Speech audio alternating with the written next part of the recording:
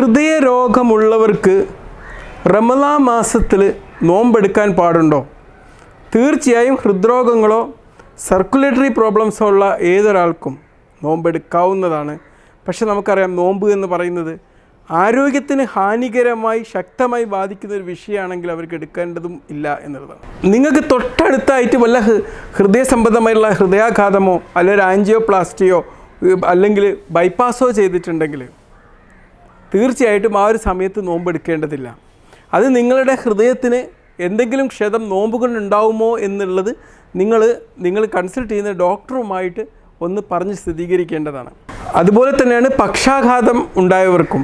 കാരണം അവർക്ക് അവർ രാവിലെ തൊട്ട് വൈകുന്നേരം വരെ പട്ടിണി കിടക്കുന്നത് കൊണ്ട് അവരെ ഹൃദയത്തിനോ തലച്ചോറിനോ എന്തെങ്കിലും കോട്ടം വരും എന്നുണ്ടെങ്കിൽ അവർക്ക് എടുക്കാൻ പാടില്ലാത്തതാണ്. ഇത്തരം രോഗമുള്ളവർ റമദാൻ്റെ മുമ്പായിട്ട് കുറച്ച് സമയം ഏതെങ്കിലും ദിവസങ്ങളൊന്ന് നോമ്പെടുത്തൊന്ന് പരീക്ഷിച്ച് നോക്കാം.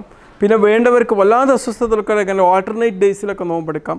ഇനി അതല്ലെങ്കിൽ കുറച്ച് ഡ്യൂറേഷൻ നോമ്പെടുത്ത് കുറച്ച് ദിവസം നോമ്പെടുക്കാത്ത സാഹചര്യങ്ങളൊക്കെ ഉണ്ടാവും. നിങ്ങൾക്ക് ഒഴിവാകുന്ന ഈ നോമ്പ് വേണമെങ്കിൽ മറ്റൊരു അവസരത്തിൽ നോറ്റി വിടാനുള്ള ഓപ്ഷനൊക്കെ ഉണ്ടല്ലോ. അതുപോലെ തന്നെ വേണമെങ്കിൽ കുറച്ച് തണുത്ത കാലത്തൊക്കെ വേണമെങ്കിൽ നോമ്പെടുത്ത് വീട്ടിയിട്ട് ആ സമയത്ത്, പ്രത്യേകിച്ച് ഈ വർഷത്തെ നോമ്പ് എന്ന് പറഞ്ഞാൽ വളരെ ചൂടുള്ളൊരു കാലാവസ്ഥയിലാണ്.